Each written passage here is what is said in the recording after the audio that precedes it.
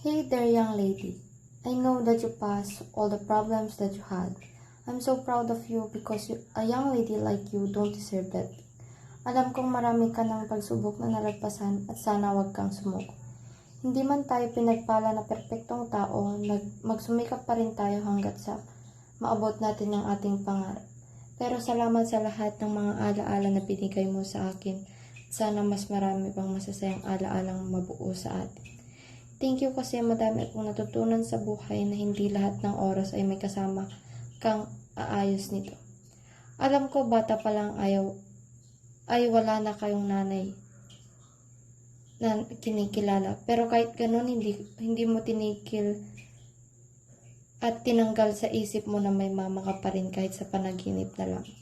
Alam kong marami kang naranasan na hindi maganda pero ito lumalaban ka pa rin at pinapakita mo na kaya mo at kahit wala ka ng nanay sa iyong tabi. Lumaking walang nanay sa tabi ay napakahirap ngunit kinaya mo ito. Kaya salamat sa iyo dahil hindi ka sumuko kahit anong hirap ng buhay. Proud na proud ako sa iyo. Tandaan mo na kahit gano'ng kahirap pilitin pa rin natin bumangon. Araw-araw huwag tayong umasa lamang sa ating pamilya. So don't rush everything. Time will come and you will realize that things come and go. Sa murang edad mong yan, hindi mo deserve ang mga sakit at problema na nararanasan mo ngayon. Kaya laban lang hanggat kaya, wag sumuko. Nagpapasalamat ako at tumayo ka pa rin kahit anuman kahirap ang buhay. Matuto kang tumayo sa sariling paa at mabuhay ng mag-isa.